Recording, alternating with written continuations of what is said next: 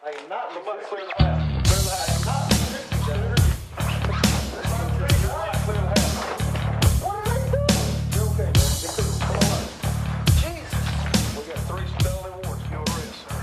Hello, this is Jeff Waters. Testing. Make sure it's on. It's on. Okay.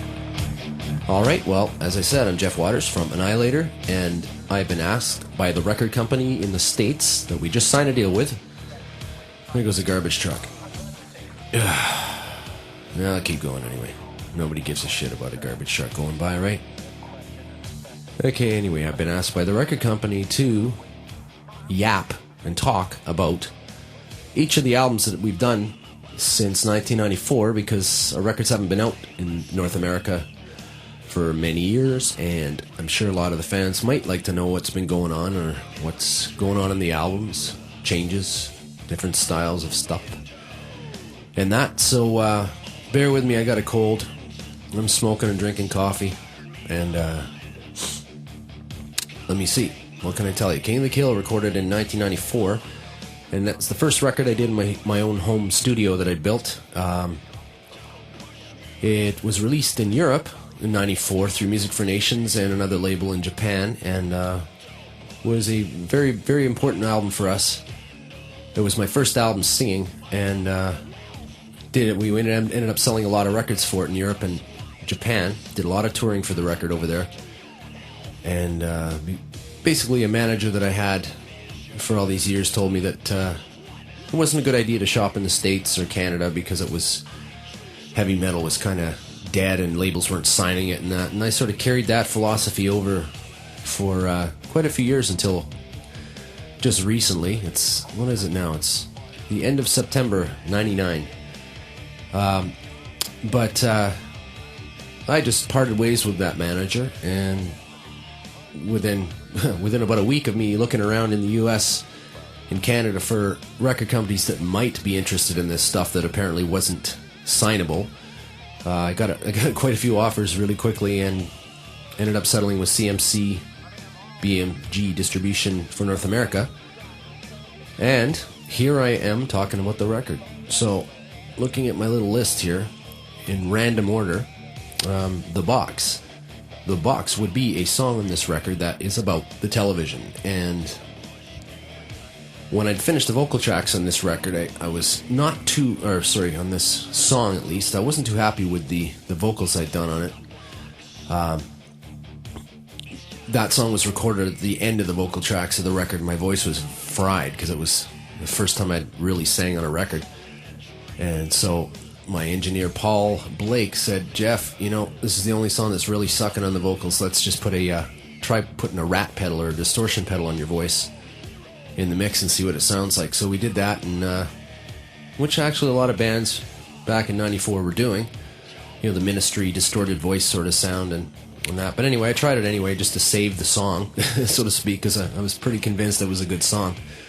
And it worked great. The distortion on the voice excuse me, really gave it a lot of attitude, and seemed to be one of the most popular ones off that album over in Europe. And also, it was more of a little bit different style for us on this song. It was more of a slow-paced, plugging away song rather than a typical fast Annihilator song with lots of changes and going from melodic to thrash to speed, all that kind of stuff. But anyway, we're very happy with that, and I think we put it first on the record. The next song is King of the Kill. I'd written this with a longtime lyric co-writer, John Bates, who wrote a lot of good songs with me on lyrics like Alice in Hell and things like that. And let me see. King of the Kill, that's about a lion. Very simple. Should have been called Queen of the Kill after I finished the record and writing of the song and all that, because then I realized that it was the female lion that was the hunter and the real dominant hunter of this species. And but I guess I didn't want to change it to Queen of the Kill. It probably wouldn't have had the same effect. But anyway, also the album cover has a king on it, so we would have had to change the album cover. Anyway, it should have been Queen of the Kill, but it's King of the Kill. And that one we did a video for, and it was a big hit in Japan for us. Next one, Hell is a War. That was very suited at the time in 94 for what was going on over in Europe and the conflicts and that. Starts out nice and melodic, then it gets super super slayerish, heavyish, slowish, and fast in the middle, and then slows down at the end, gets more melodic. But it was a nice song. And let me see, next one, Bliss. A little instrumental to lead into the song Second to None. And that song, I guess, is sort of narrated by Drugs, and that's about it. Just a crazy little Iron Maiden, Judas Priest, Annihilator type of song. The next one, on my list at least, not in any order, is Annihilator, and that was, I guess, the first title track we done, title track to the band. And that one was, again, very simple, slow beat on that one, but kind of a mesmerizing, repetitive riff going on in there, and girls seem to like this one over in Europe and Japan, so I cannot complain about that, can I? Alright, and the next one's 21. That was a song that I come up for an idea with after going to a gambling casino and playing some cards at a local Vancouver gambling joint, and there you go, 21. Also a sort of subliminal meaning behind that one. And In the Blood, that was a song I co-wrote with a lyricist named Ralph Murphy, and I wrote a song called Phoenix Rising with him a few years back on an album called Set the World on Fire, and just shacked up in his hotel room out here when he came up to do some work, and grabbed an acoustic guitar, a ghetto blaster, and just banged off that song, and it was a nice little ballad. And Fiasco, no, leave that to the end. Catch the Wind, that's an instrumental. And that's all I gotta say, an instrumental. Speed, that one was kind of a cheesy song, looking back on that one. The lyrics were kind of cheesy and had sort of like almost like a Van Halen sort of shuffle drum groove on that song. But I like the solo work, and that was a little bit different for Annihilator. Then Bad Child, much more melodic, straight-ahead rock song. In the semi-AC/DC vein, I think, on that one. And it was just your typical lyrical, young, rebellious anthem, I guess.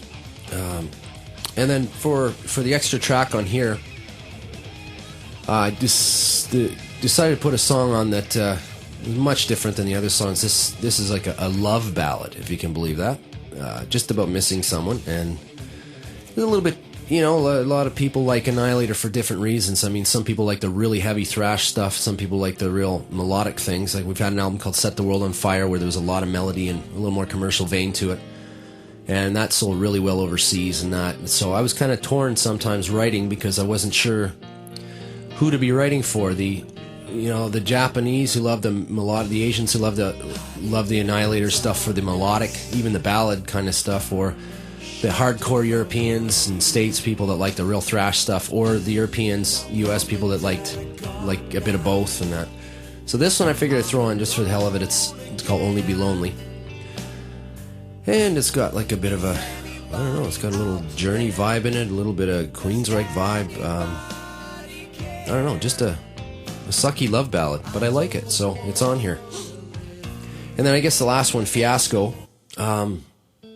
Fiasco is just a crazy song about somebody being jealous about you and what you're doing with your life, and how it seems to them that you've got a perfect life and they really want to be you, and they sometimes go about crazy means to cut you down and badmouth you, that kind of thing. So that's what that song's about. But it sounds got a little punk vibe in that song, a fun punk vibe. And that one, it starts out with a thing called a slate, and basically a slate is when you're doing mixes of your songs, when you're all finished the recording, you usually do quite a few different versions of the song, and then you pick the best one, and to start these songs off so that so you don't get confused as to which mix it is, or which song has the louder or quieter vocals or drums or that. You usually get your assistant engineer or yourself to slate it, and basically you hit a button before the mix is going to start, and you say, this is Fiasco, take 3, and that kind of thing. Well, I figure I'll tack on at the end of this song some really goofy slates of me just being a total idiot in the studio. The poor assistant engineer, his name was Joel, he just went absolutely crazy, because every time he pressed the button to do a slate on all these dozens of songs, I just scream in his ear and yell these goofy things. So I figured, I don't know why I'm putting that one on, but I just want to put it on because it's absolutely stupid. And maybe somebody will like that. But anyway, Thanks a lot. All the best. Hope you like this record. Hope to see you on tour. And a big thanks to all our fans that have still been with us in North America for all this time that we haven't been putting records out here. And big hello to the new fans that are picking the albums up for the first time. Okay, all the best. Take care. Thanks.